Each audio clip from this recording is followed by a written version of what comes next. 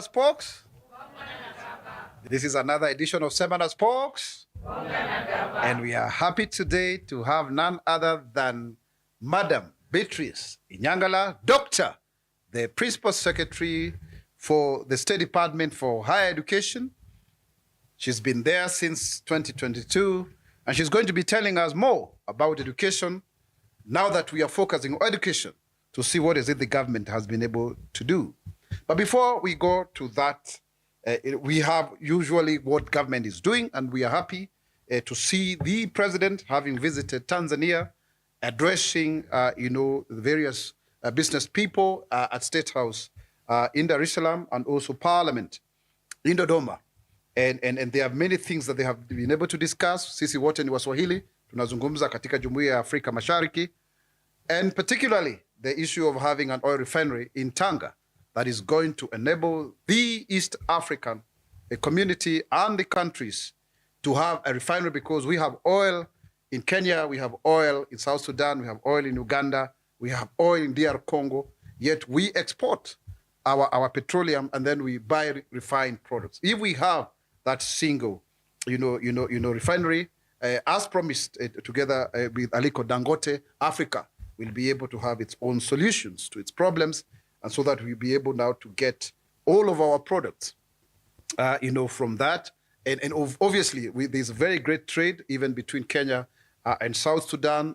They are getting, their petroleum products from Kenya. There's that, collaboration between our government and their government, going forward. And so therefore, we are doing well. We are doing well.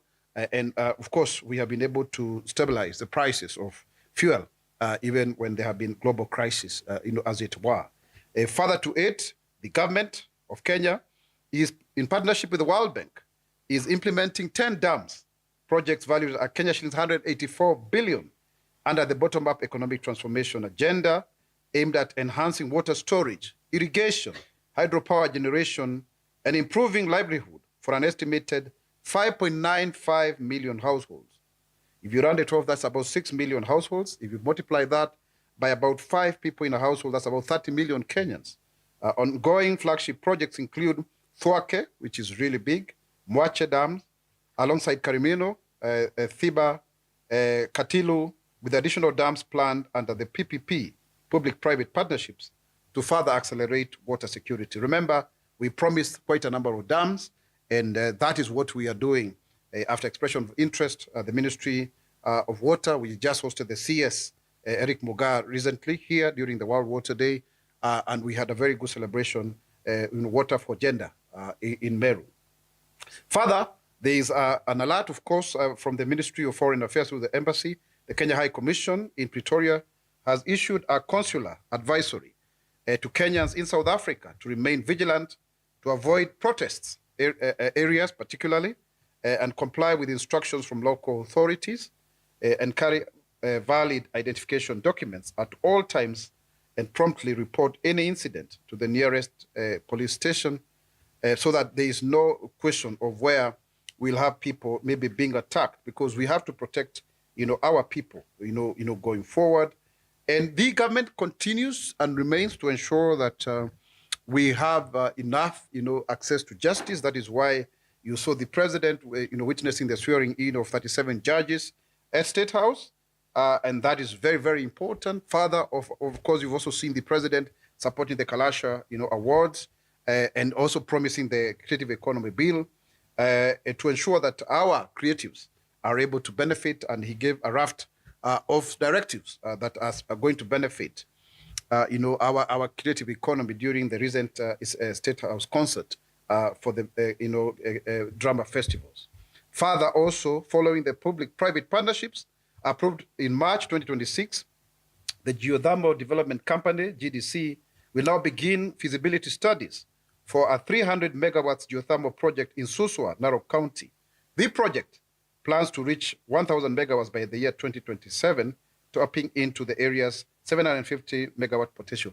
And you can see, because already our output here as a country, we only have about 3,271 megawatts. So if you get 1,000 extra here, we have the project in Siaya for nuclear. We really want to have over 10,000 megawatts. There's also the solarization program that we were recently with the president at Githumu, high school. Already they have a 15 million project there. It's a 45 billion project with the KCB. We are looking at the energy issues, going forward. Further to it, the National Government Affirmative Action Fund has announced a call for application for a 3-month UGO Fellowship 2026. The UGO Leadership Program targets Africans aged between 18 and 30 years, focused on sustainability, innovation, and social enterprise, ending with an international exchange program. Eligible applicants must be enrolled in the university courses, and we are very happy to have, PS Inyangala, related to sustainability and green economy with a minimum academic average score of 60%. So lazima hii ni ambacho pia sio wewe unaenda kungedhia huko kwenye lecture halls. Ukiangalia lecturer ukimpatia jina yake, wengine wanatuita hii anyway, lakini 60% with no prior international travel or criminal record and must apply by June 14, 2026. So they are it's about a month or so, plus a week or so. So please apply. These are opportunities that the government is calling us to do so. And of course, we will be more than willing to communicate, some of those opportunities when they arise, as Office of the Government spokesperson. But now, today, let us focus on the university education. It's amazing that we have a record 86 universities. 40, that's a big scenario. When I was a student, we had only 6 or 7. But today, none other than the Principal Secretary, Dr. Inyangala, will tell us more what we've been able to do for the last nearly 4 years. So let's move to the other side. Yes. Habari yako? Uko salama? Nice to see you. Karibu. Uko salama kabisa. Asante. Now, bas, kuna microphone hapo. Tuanze hii mjadala yetu. Na tunakuona unakaa manyanga. Unajua jina Inyangala na manyanga inafanana kidogo hapo. Sasa, PS, who is Beatrice Inyangala? Ni nani? Ukiulizwa kwa mafupi, how can you describe yourself? I'm this cheerful girl from a village known as Eshihoni. Eshihoni? Yes, in Navaholo. Born 57 years ago. Oh, wow. Interesting. You look much younger than that. Yeah. Unajua, many ladies don't say their age, where you are comfortable in your skin. Yeah. And you look younger. Sindio? Ama mimi namchocha. Si yako sawa? Hata naona Linda hapa. Linda Sigei anakubali na hiyo maneno wakili. I take it in my stride. And then, of course, I crossed over to Malava. Okay. Again in Kakamega County. That's when you for marriage. Okay. But before we come to that, tell us about which school you went to, secondary school, universities. What has motivated you? Where have you worked before until you're here? Okay, so basically, I speak for the village. I was born in a village. I went to village schools then. Okay, Shibui Primary School in Shinyalu, that's Kakamega County. Then I went to Mukumu Girls up to Form 6, that's Kakamega County as well. Then I joined Moi University in 1988, where I studied a Bachelor of Education Arts, Geography and Economics. Kwa hivyo watu wa Moi University mnaona this is your alumni. Yeah, I still pursued my master's at Moi University. Okay. I did Planning and Economics of Education. Okay. EAP. Let's call it EAP here. Exactly. Yeah. Education and Planning. Yes, and then... Which year was this? For the master's, I graduated in 97. Okay. Yes. Wonderful. So in between there, were you a high school teacher? Were you... what did you do in between there? I taught at Mombasa Technical Training Oh, Institute. Wonderful. I also taught at Masinde Muliro when it was still Weko. I wonder how many of these young ones remember anything like Weko. Yeah. Western College. Okay. Yes. Wonderful. I also taught at the... That's the type. Is it Everett Stander who was the principal? At Weko? No. Or somebody else? Yes. I also taught at Eldoret Poly. Oh, wow. So you've taught these technical institutions? Yes. Okay. Yeah. Then proceeded to the University of Athens. It's called the National and Capodistrian University of Athens. Ala, Greece. jameni. Yani ati umesema nini hiyo? Sasa wewe unaongea Kigiriki, In Greek, it's Panepistimio Athenon. Oh, way. Yeah. Okay. So I was there from 1999 to 2004. Oh, that's quite a time. You were doing your PhD there? Yes. Okay. Yes. In what area? Education planning with specialization in pedagogy. Oh, wow. Yeah. So you all the Preschool pedagogical skills. Yes. Wonderful. I mean, Wonderful. you For plan. those who don't know pedagogy, it means teaching. It's another, Greek word, pedagogy. So the other name for a teacher is a pedagogue. Yeah. Yeah. Yes, because basically we had to, if you're planning for the preschool age, you Yes, have yes. to understand how teaching and learning occurs, the materials that are required, the processes, all sorts of inputs, the equipment, the infrastructure, and all of that stuff influence the way teaching and learning occurs, and how then we plan for progression for quality education. Yes. Wonderful. Then after that, 2004, Okay. I came back. I taught at Moi University. the same university. Yes. Oh, so you went back to your alma mater now as a professor. Wow. I taught at Masinde Muliro University. Then I worked at the Commission for University Education. Okay. That was between 2006 and 2011. Okay. That's the time of Standard. Yes. Yeah, because he was my VC. That's why I keep on asking. After KU, he went to be the CEO of... Yeah. After that, I worked for an international NGO. Okay. That is the Partnership for African Social and Governance Research. Okay. Rising through the ranks from a program coordinator all the way to the deputy executive director and acting executive director. Oh, so I was hapo in the same... hiyo ni point kubwa sana hapo. Kwa hivyo wale watu ambao mnafanya hapa kwa ofisi ya Spox Programs Department, you can come from a program coordinator to the CEO. Wow. So basically, when I left the commission, I went for a 1-year contract at the NGO. And my colleagues were asking me, why would you leave a stable, permanent and pensionable job for, a 1-year contract? I said, because I know myself. I know I can work. I will deliver and I will grow. And I did just that. Wonderful. So it's good to believe in yourself. For sure. And so how then did you transition to become PS?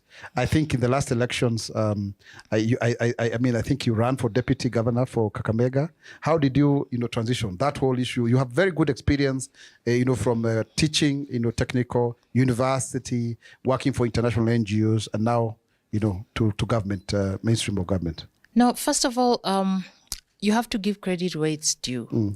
I had a CEO, my supervisor in the NGO. He was called Prof. Tade Aina. Prof. Tade is from Nigeria, but he works for these big organizations in the US. He worked for MasterCard Foundation, and now he works for the Carnegie Corporation of New York.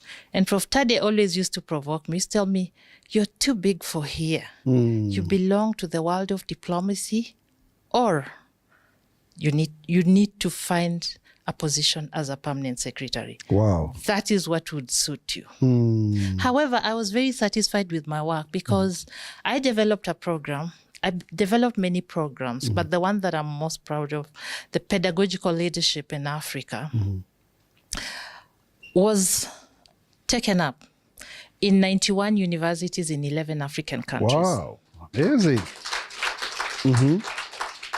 I also led the development of a Master of Research and Public Policy program. We brought together academics from 14 African countries to work on this program. Okay. And you know what it means to maneuver regulatory authorities in different jurisdictions. It's not easy, but we got a good product. It's now being implemented.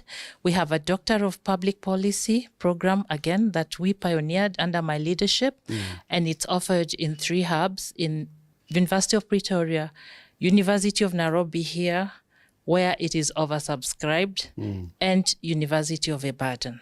So basically, I have a lot of grounding in education. I'm very, very passionate about education. All my life, it's been about education, education, and education. Wonderful. Why? So that has been your passion. So how did you end up becoming the PS? Okay. So during the 2022 election, I was a running mate to Cleophas Malala for the Kakamega gubernatorial seat. We came second to the current regime. That was a very closely contested election. I remember it was done even after the president had been declared elect. Exactly, Yeah. exactly. Yeah, it was a tough race. And subsequently, His Excellency, our President, Dr. William Samoei Ruto, was magnanimous enough to believe that I would do something good for this government in the higher education portfolio. And so His Excellency appointed me Principal Secretary, Higher Education. Wonderful. And you know, Madam Inyangala, And so the dream of of my Professor. former boss Yes. came true. To pass. Yes. Amazing. Dreams are valid, isn't it? So to all the bosses, you know, study, mentor, and push your staff to the next level. Wow. I am a beneficiary of that. Wonderful. That affirmation. Yeah. This is really good. And you say he works now for the Dale Carnegie Corporation. of New York. Oh, wonderful. Now, you see, also you are the right person for the job, yes, because if you have actually come up with a pedagogical, solution to that is being practiced in 91 universities across Africa, then you are the best person to run this state department. Now, tell us from the statistics that your office has provided, to us, is that is it 86 universities? What was the state when you came in these universities, and what has the progress been made so far? And what does this, first and foremost, maybe you can start by telling us, what does the State Department for Higher Education do? I remember once upon a time it was a ministry, and the current president was actually the Minister of Higher Education. Yes. Yeah.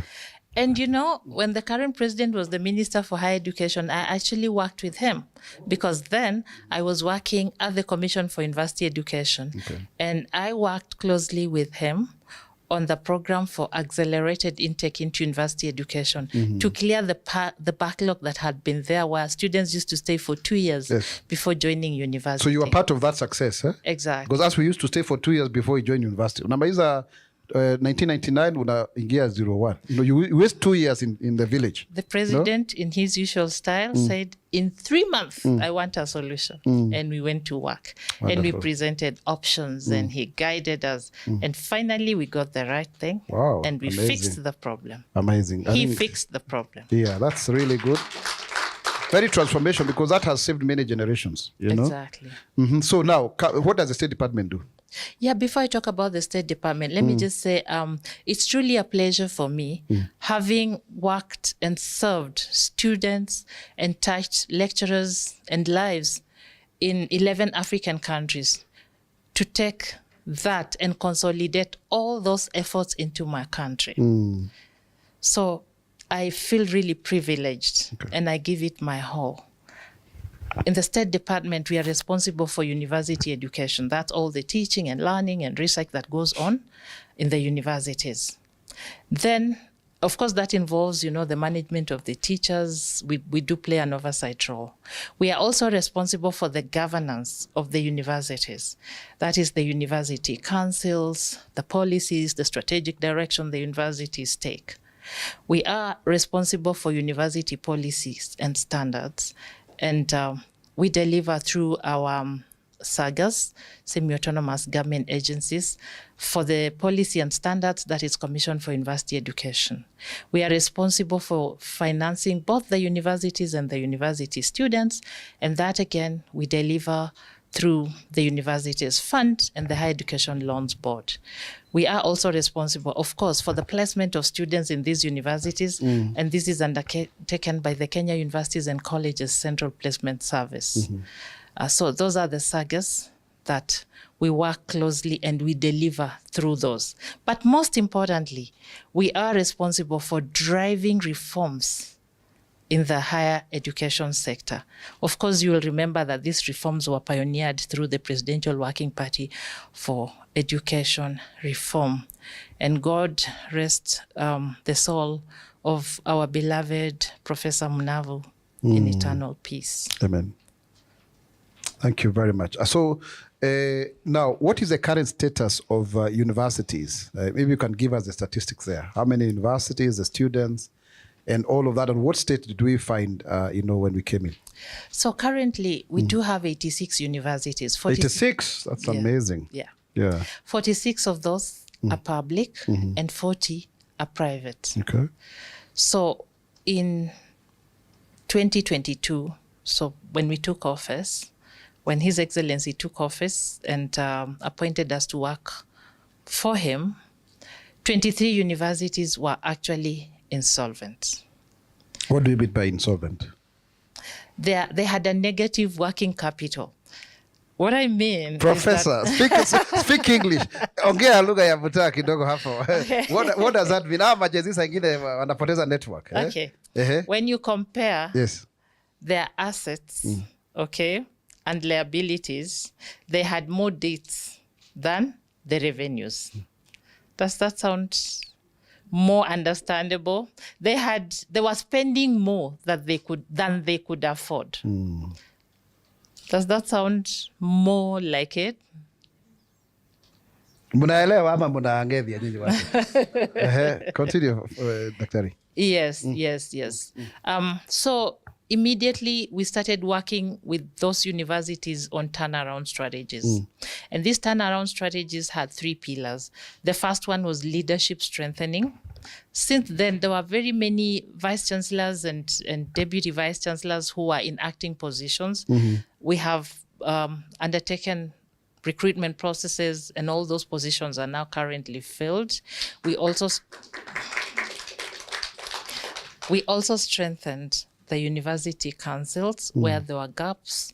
We looked at the mix of skills that were required to run the universities. So that was the pillar for leadership strengthening. Then we looked at cost containment measures where we worked with them, identified areas where they could actually cut costs, like cutting down the number of meetings by holding virtual meetings, managing their growth, not beginning too many projects at the same time, exploring alternative sources of energy, such as solar power, to bring down the bills. So altogether, that has helped bring down the costs or the expenses. Okay. Then the other pillar was diversifying funding streams.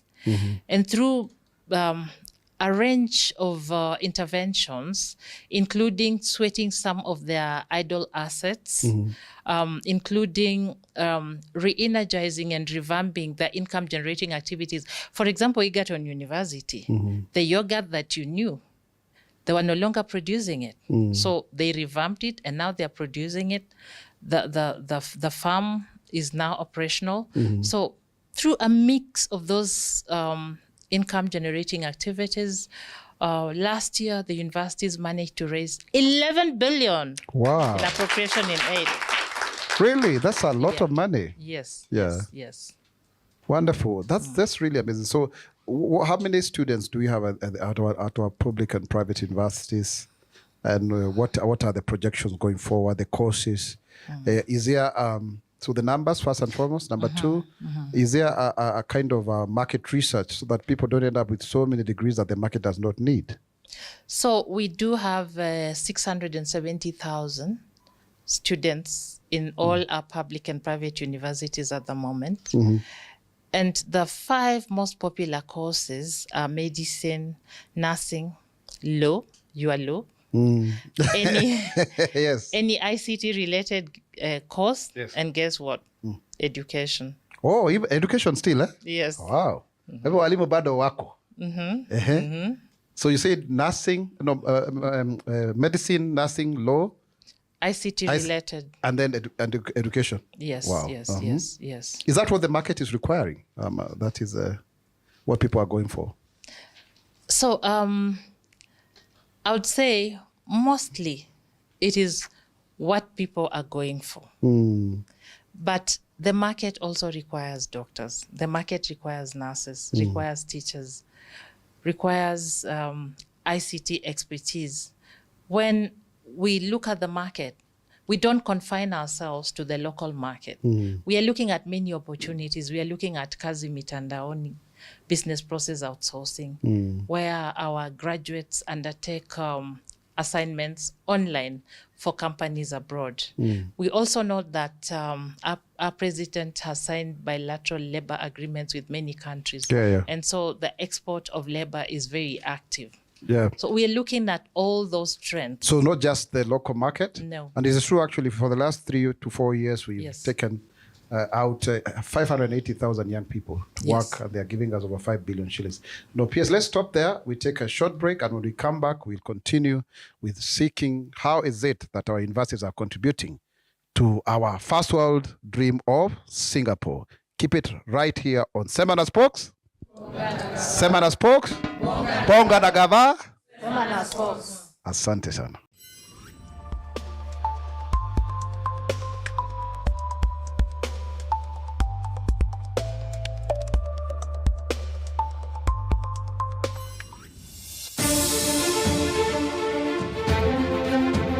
Hizi ni taarifa za wiki hii kutoka ofisi ya msemaji wa serikali, kituo chako cha kuaminika kwa taarifa rasmi za serikali. Kenya na Tanzania zimeimarisha ushirikiano wa pande mbili baada ya kutiwa saini kwa mikataba 8 ya maelewano wakati wa ziara ya kitaifa. Kenya na Tanzania zimeweka lengo la biashara na uwekezaji la shilingi bilioni 195 huku zikiahidi kuondoa vikwazo vya biashara kufikia Juni mwaka 2026. Rais William Ruto amehutubia bunge la Tanzania akitoa wito wa kuimarishwa kwa mshikamano, ushirikiano wa kikanda na utekelezaji wa makubaliano ya pande mbili. Kenya imeongeza kasi ya mageuzi makubwa ya elimu huku Rais William Ruto akifungua kongamano la kitaifa la elimu mjini Naivasha. Kenya imeendelea kuimarisha ushirikiano wa Afrika na ajenda ya mageuzi ya kifedha kuelekea mkutano wa Africa Forward Summit. Serikali imesisitiza mageuzi ya udhibiti na utoaji wa huduma bora wakati wa kongamano la 3 la mamlaka na mashirika ya udhibiti iliyofanyika Kitui. Serikali inaendeleza miradi mikubwa ya miundombinu, makazi na elimu katika eneo la Laikipia Kaskazini. Ushirikiano kati ya Kenya na Tanzania umeendelea kuimarika huku viongozi wakisisitiza ushirikiano wa kina, ukuaji wa biashara na kuondolewa kwa vikwazo ifikapo mwaka 2026. Serikali imehimiza mageuzi ya maadili na ukuaji dhabiti katika sekta ya michezo ya kamari kufuatia mkutano wa pamoja na wadau wa sekta hiyo. Mkuu wa utumishi wa umma Felix Koskei ametoa wito kwa mamlaka na mashirika ya udhibiti kuweka kipaumbele katika utoaji wa huduma. Mageuzi makubwa ya elimu kupitia ufadhili, ajira za walimu na kujifunza kidijitali yanabadilisha elimu nchini Kenya, asema Profesa Julius Bitok wakati wa kipindi cha 27 cha Sema na Spox Bonga na Gava. Mkutano wa Africa Forward Summit mwaka 2026 umeanza leo jijini Nairobi ukiangazia nishati ya nyuklia, mabadiliko ya kidijitali na uchumi samawati. Serikali yaongeza uwekezaji na miundombinu katika sekta ya elimu katika mkutano wa kitaifa wa elimu uliofanyika Naivasha. Polisi wa Kenya wameimarisha usalama katika eneo la ADC kupitia kuhitimu kwa maafisa wa akiba na operesheni maalum dhidi ya uhalifu katika kaunti ya Trans Nzoia. Wizara ya Afya imezindua mkakati wa mwaka 2025 hadi mwaka 2030 wa kuimarisha wafanyikazi wa sekta ya afya nchini. Wadau wa elimu wamekutana katika kongamano la kitaifa kujadili mfumo wa CBC na mageuzi ya sekta ya elimu. Serikali imesisitiza kujitolea kwake katika utekelezaji wa mageuzi ya elimu wakati wa kongamano la kitaifa la elimu. Kenya inaendelea kuimarisha miundombinu ya barabara ili kukuza biashara na ushirikiano wa kikanda. Ni mwisho wa taarifa zetu za wiki hii. Tukutane tena wiki ijayo. Jina langu ni Rahab Adhiambo.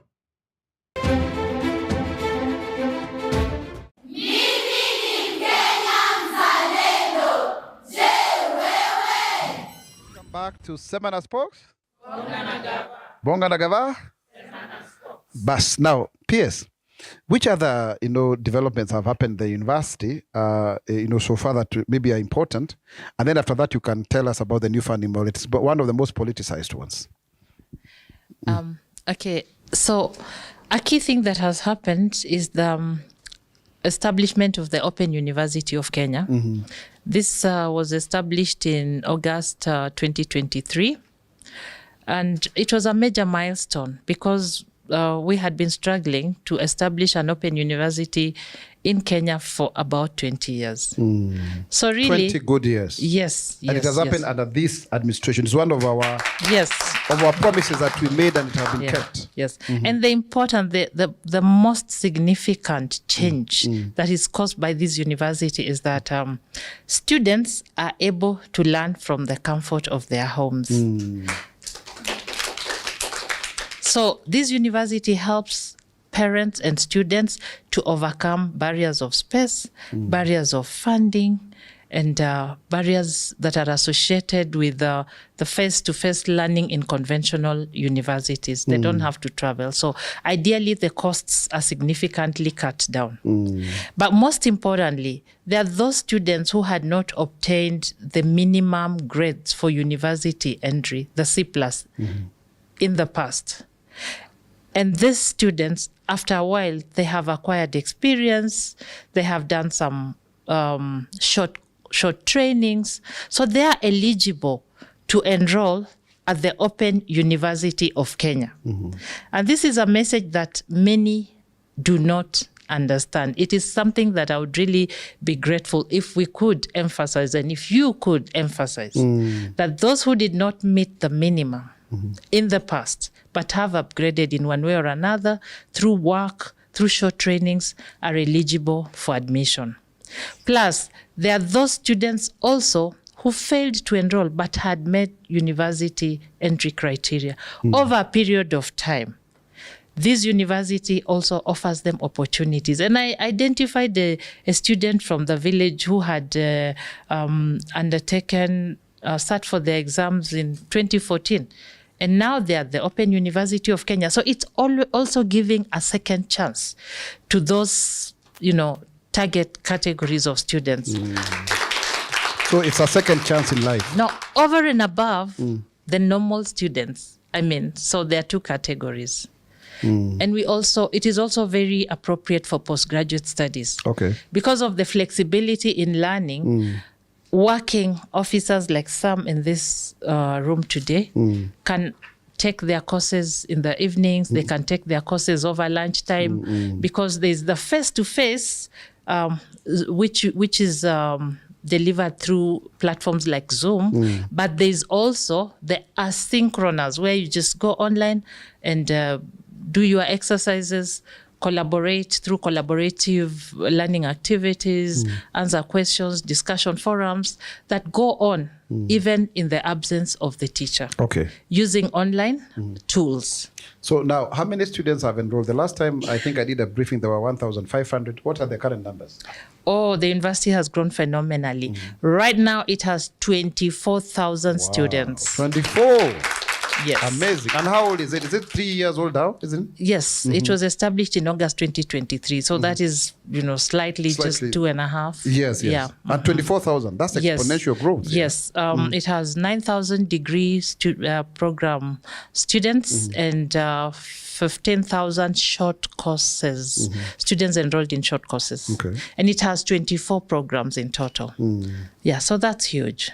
Wow. Yes. Wow. And we also have students from 54 countries across the world, in Africa and beyond. So now we already started exporting our education that way. 54, that's a huge number. And it is very affordable. Yes. Asante sana. Now let's come to the elephant in the room. New funding model. In fact, PS, to tell you, I don't know that you remember, but my first press conference that I ever did on 5th of October 2023 as government spokes was with you and the then Minister Ezekiel Machogu at 3 p.m. At the ministry. Hii kitu imetusumbua kabisa. Up and down. Tunachora tukatuna hapa. You know, my people do public service announcements, trying to do explainers. Tell us about the new funding model, the MTI, all of those, and where are we right now? Okay. So the new funding model, popularly known as the student-centered funding model, because it supports students directly rather than sending block funding to universities. Is no longer the elephant in the room. It is the transformation in funding university education. This model is resilient. It has withstood all the pressures and stood up to shine. And I'll tell you what, Spox, this year, after the refinement of the model, there was not a single appeal. All the students were satisfied with their allocation. So how does it work? We compute the cost of education. And then we distribute the costs through present and future generation. So basically, there's what the government takes care of, and this is in terms of the loans and the scholarships. And the households only pay a marginal amount for fees. And this is proportionate with the costs of each program. So for example, the cheapest program, Bachelor of Arts, for the student who has the most need is 5,814 per semester. And what was originally considered the premium, most expensive programs that parents could not afford, and that is medicine, engineering. The cost is the maximum cost for parents like whose means are more, who are more resourceful, would be 75,000 a semester. What more? When we had the meetings and discussions with the students during the process of refining the new funding model, the students brought out the fact that when medical students are studying in first year and second year, they do basic science courses like every other student. So they did not understand why they had to pay more. So now the cost of medicine in the first and second year is actually comparable to the cost of any Bachelor of Science degree. And so the average would be around 20,000, depending on the financial capacities of the family. Yes. So that with the leadership of His Excellency the President, we managed to crack the riddle of fees for university programs. And the fees came down. It really came down by between 15 to 40%. Wow. Yes. Wonderful. Now, I think, I don't know whether there's somebody here in the audience. Karibu niseme crowd, najua mimi niko na background ya siasa. Hii inaitwa audience, sio crowd. Ambaye amefaidika na hii new funding model. Naona kuna mzee ako hapa, nafikiri ni mzazi. Let's give let's take over the mic quickly. Iko wapi hiyo mic haraka? Tuambie jina lako na hii mradi ya new funding model imekusaidia na magari kama mzazi. Na umetoka, utuambie pia umetoka wapi? Asante sana. My name is Solomon Abisu Wanyama from Trans Nzoia County. I'm a parent. The new funding model, when it was first launched, my son was in Form 4. And therefore I was prepared. I thought there was a lot of issues with it. And then he joined university last year. By the time he was joining the university, the most important thing that I celebrate about it, when we received the admission letter, he was going to do Bachelor of Education. He was required to pay 23,028 there. And how much were you paying Uko High School? High school, he was in a national school. He was paying, official, they were supposed to pay 53, but they were paying something there. I don't want to him to be victimized, but we were paying something. So that is to mean now university was even cheaper than the... It's much cheaper. It was a big relief to us, and it's okay. So I want to say that the new funding model, to me, and to the many families that we interact with, because mine was a little bit higher, but I know of an orphan that paid something that was almost nil. It was very little. And then because I'm a responsible Kenyan, I've been supporting some students even under the old funding model. And I saw there was an improvement in upkeep. Upkeep was increased by almost 8,000 per student. Wow. Yeah. So the defined cost model, the new funding model is more superior. Yes, sir. Wonderful. Thank you very much, Mr. Nabiswa. And by the way, the government has put a very strong warning to universities, not to high schools, and people who are saying that they are charging more because money has not been given out. We already disbursed 23.4 billion shillings before the term commenced. So there's no reason why any person should hide costs just because they want to make a kill and they cannot be accountable. Now let's come to questions now. Do we have anybody with a question? Please tell us your name. Let's start with the lady there. Yes, the lady. Tell us your name, where you come from. Are you a student? Are you working? And you shoot the question straight to the PS. Yes, my name is Francisca Mwangangi. Speak up, please. My name is Francisca Mwangangi, a student at Laikipia University. I come from Kitui County. So my question, I want to know from the PS, what the ministry is doing to enhance research financing, partnerships, and innovations, because we are working towards making Kenya more industrialized. Yeah, thank you very much. Over to you, PS. That's a very good question, and I'm glad that our students are already thinking about becoming researchers, because we encourage communication, we encourage creative thinking, creativity, critical thinking, and collaboration. And research brings all of that together. So as a government, you know that His Excellency, our President, created the State Department for Science, Research, and Innovation, specifically to enhance research in this country by bringing together all the universities and all the research institutions that you may know of, like Calro, like Cambry, like KEFRI, all of them to work collaboratively to advance the research agenda of this country. But aside from that, individual universities, every year, they set aside seed funding to mentor young researchers, to mentor young academicians who are just starting their research journey, to build those skills and to learn how to write award-winning proposals.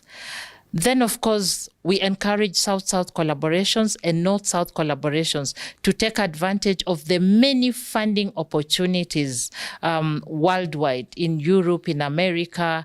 And I must say, when I mentioned that in the last financial year, universities raised 11 billion in appropriation in aid, 5 billion was from research activities.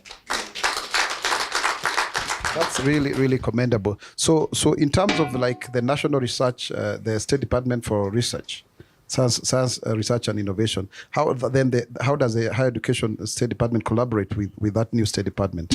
Yeah. We work like hand in glove. The State Department for Science, Research and Innovation is responsible for stimulating ideas, but the doers of this research are domiciled in the universities. So we provide the manpower, we provide the infrastructure, they stimulate the ideas and partnerships.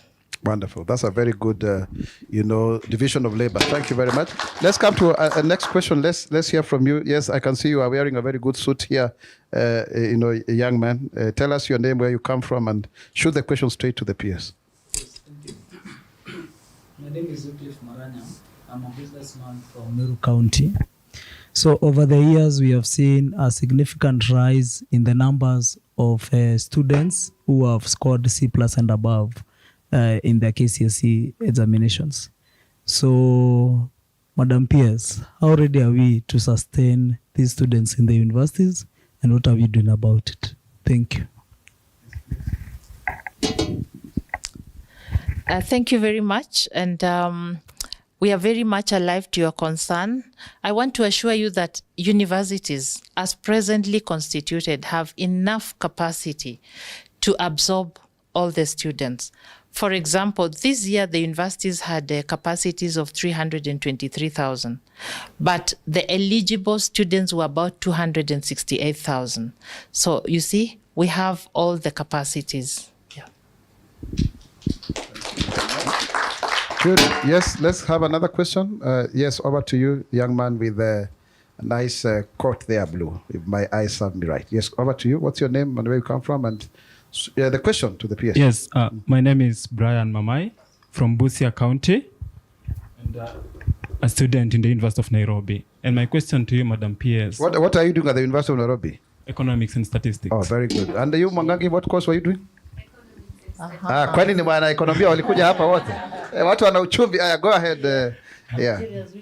Which year?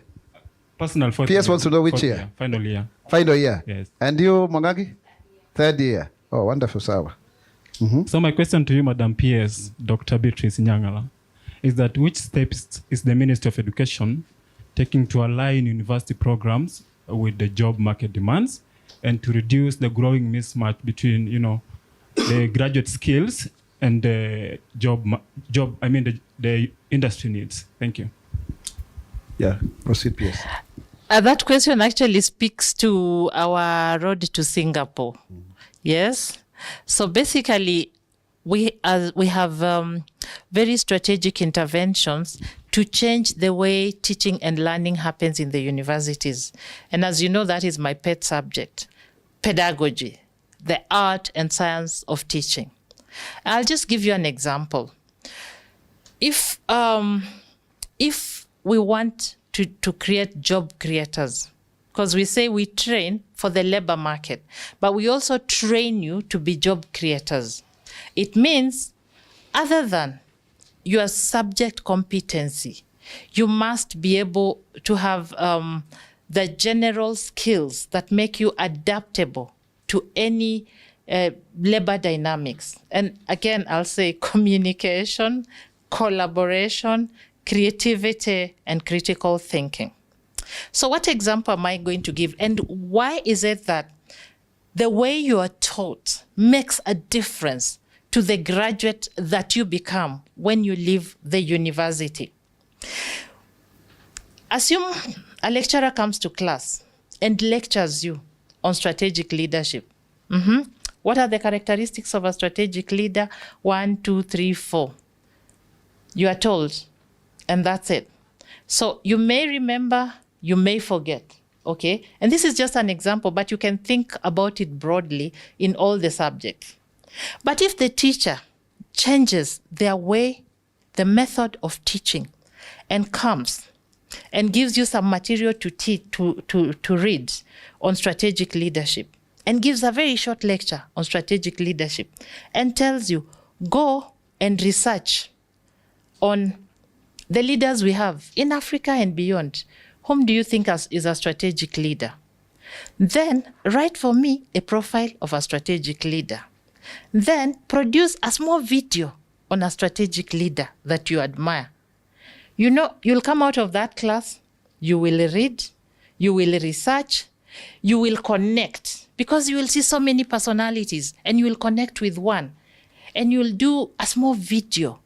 In that video, you have to think about the graphics, You have to think about how you send the message across. You have to think about what bit you'll be speaking and what bit you'll be bringing in this leader, and how this video will incorporate some of the works that this leader has done which make him impressive. Now, let me ask you a question. Coming out of a class with that kind of mini project, will you forget who a strategic leader is? Will you not be motivated to be a strategic leader?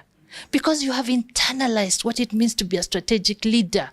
And so I am telling our lecturers, you have to change the way you teach so that we produce graduates who are multi-skilled, graduates who are upskilled, graduates who can, adapt to any work environment, and graduates who can also create jobs. Because from that little exercise, that student has learned so many skills that were not necessarily taught in class. And that is the way to go. The secret is in the pedagogy, the science and art of teaching. Wow, that's really, spot on and direct to the point. Unajua unasema kuna mtu anapata kazi lakini kuna kazi imepata mwenyewe. Kama hiyo ni ya Dr. Beatrice Inyangala. Watu wa Kakamega tunawaonea mbali vile mmetuletea our great leader here. Now, let's come to online. Do we have people who are watching this program, and what do they have to say? Over to you, Spox, before we go online, yeah. I think I just want to bring some figures into perspective. Since we introduced the changes in financing and implemented the student-centered funding model, the funding to universities has increased. In 2022, we had 45 billion for capitation and 17 for loans. So altogether, that was 62 billion. But now, this year, we have 94 billion going to universities. Wow. So that's an increment of 52%. Combined, the students who benefit from the new funding model and those who still benefit from loans, because they're now clearing out of the system, the students of the differentiated unit cost. Altogether, a total 835,000 students have benefited from government loans to enable them pursue their education. Thank you very much. This is amazing. 94 billion, from 62. That's an increase of 52%. That's amazing. That's a whole 32 billion extra. Now, let's come to the questions. Over to you, Adhiambo. Good afternoon, Dr. Beatrice. Our viewers would like you to respond to 3 questions. The first question, what steps are you taking to ensure that universities and campuses are verified and certified before they start operation? That is Dan Otieno from Voi on Facebook. The second, how are the universities prepared to receive the students from the competency-based education, being that CBE is more practical and most universities are theoretical? That is Faith Ngina from Nairobi on X. The last, there was a proposal to unify bursary schemes like NGCDF, county and national.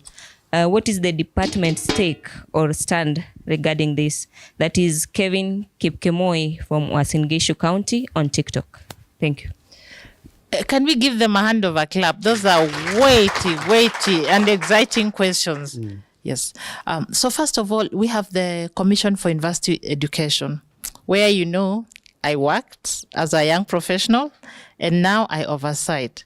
And the work of the commission is actually to take any prospective investor in a private university through the processes of ensuring that they meet the required standards. So a proposal will be submitted, and then the commission will visit to confirm that they have the land, about 50 acres, they have the facilities, they have the buildings, the labs, the equipment, and they also have programs that meet the set standards and adequate staff to teach in those programs. And I think that you have read some stories in the media where we have universities that are not accredited setting up.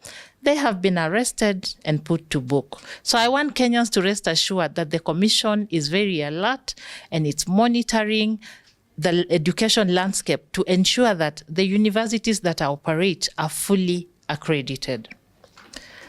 So the other question about how prepared we are for the competency-based education. I think I already answered that question, but I'll go back again. So the first thing is that when the students graduate from senior school, they must meet the expectations that will be set to join the universities. So as a State Department for Higher Education, we are working collaboratively with international partners and our local experts to develop a competency-based education and training framework.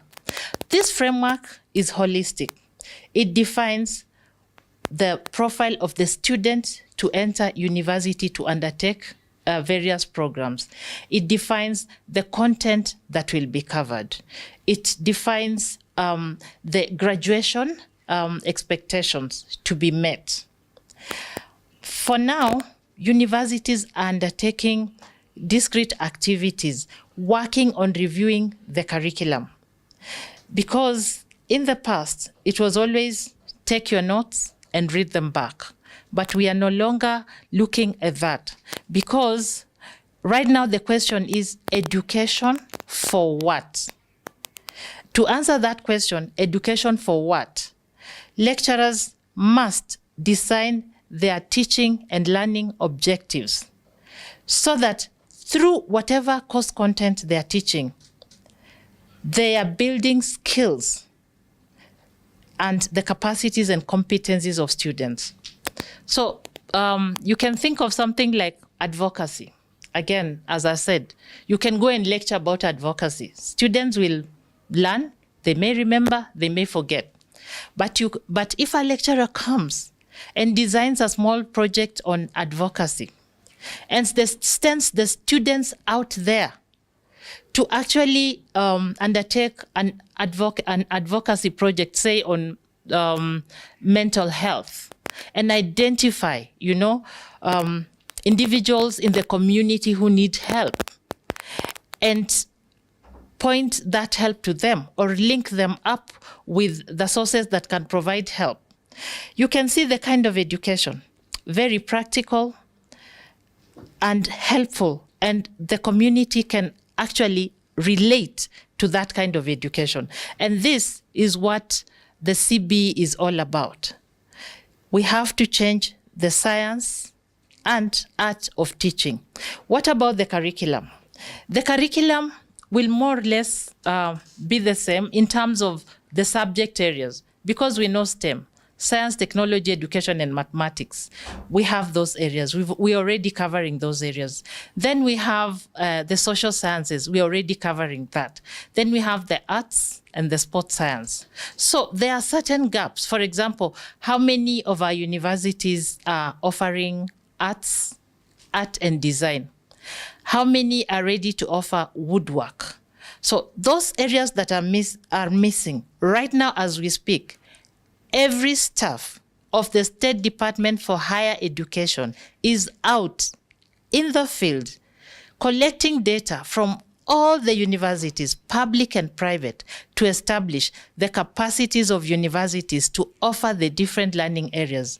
When we get this report, we are going to identify the gaps, and we are going to work with these universities to start preparing, developing the infrastructure, getting the equipment, and even the lecturers who will teach in this area. So I must say, as the university sector, we have started our preparations. We are making good progress. Universities are refining their curricula. Teachers are undergoing capacity building. And we are monitoring these developments and helping to catalyze this transition. So come 2029, oh my, we shall be more than ready to accommodate the students who will graduate from senior school. You take this to the bank. So I think that's very wonderful. Yeah. Yes. I think the issue that we are dealing with is very complex, but also very right. Now, let me ask some few questions, then you can give us your closing remarks as you do so. Number one, the use of technology for our universities. Are we still seeing yellow notes, regurgitated notes kind of thing? This CBC, are we now going to have 3 years of bachelor's education? The issue of student bed capacity, then also the issue of riots and maandamano ya wanafunzi, comrade power. You know, I was a former student leader. And then finally, the issue of innovations. Then you give your closing remarks. Yes, we know that we are living in the digital era. And so as a State Department, we are working with universities to infuse technology in their programs. And it is not just about technology, say, in ICT, but it is ICT across all the learning areas. And you cannot think of a single area that does not require ICT. If it is music, the instruments require ICT. So advances in technology apply. If it is agriculture, we need to infuse technology for precision agriculture, to also look at how we respond to changing climatic conditions. Finance, it is obvious. Fintech is the buzzword. Medicine is also infusing technology. So we are infusing technology across all our learning areas and subject domains. In terms of the yellow page professors, we have really transformed. That adage is no longer applicable in our universities, because our lecturers are continuously undergoing pedagogical training, yes, so that they can, again, discard the yellow pages completely and teach, so that they produce graduates with the competencies that I have just emphasized. Innovation. We have a lot of innovations going on in these universities, both at the level of the lecturers and at the level of the students. The gap is how to move these innovations from the classroom, from the university to the market. And I'll give you 2 critical ones. At the University of Embu, they have innovated crackfox cement that works like waterproof. Oh, really? And yes. Amazing. That's amazing. That's really good. That Hello? is Professor... Am I talking to someone? Yeah. Professor Daniel Mugendi. Yes, he was my Deputy Vice Chancellor. Yes. Wonderful. Yes. How does it work, that one? That innovation? Well, we don't want to go into the science of it, okay. But it works like waterproof. It prevents the water from infusing into the wall, the walls. Yes. So you don't have like the way sometimes you finished construction and there are cracks, and also the wall is still wet many months later. Oh wow! Yeah, actually, the university has invested some money to start some small scale production. Oh wow! So they're already commercializing. Yes, and then University of Kabianga, there's a research project that discovered an enzyme that dehairs skin to produce pure leather. Oh. Pure leather. Oh, wow. This is in Kabianga there, in Belgut. And the remains are fit for animal feeds. Okay. Yeah, so there's a lot happening. We are working so hard, and that's why we have the State Department for Science, Research and Innovation to link this innovations to investors, so that they can then move into the market. Okay. Yes. So finally, about the issue of, maybe your closing remarks. The issue of your closing remarks. Because I'm being told by Diana here you've run the minutes. So, okay. I want to assure the audience that the education sector is on the right course. We are transforming. We are ready to produce the graduates and a special cadre of professionals with the skills that we need to move this country to the status of Singapore. As stakeholders walk this journey with us, everybody has a part to play. The government is playing its part. As a parent, play your part. As a student, play your part. Work hard. And together we shall achieve. Asanteni sana. Wonderful, wonderful, wonderful. This is really wonderful, and that's takes us to the end of our program of Sema Spox.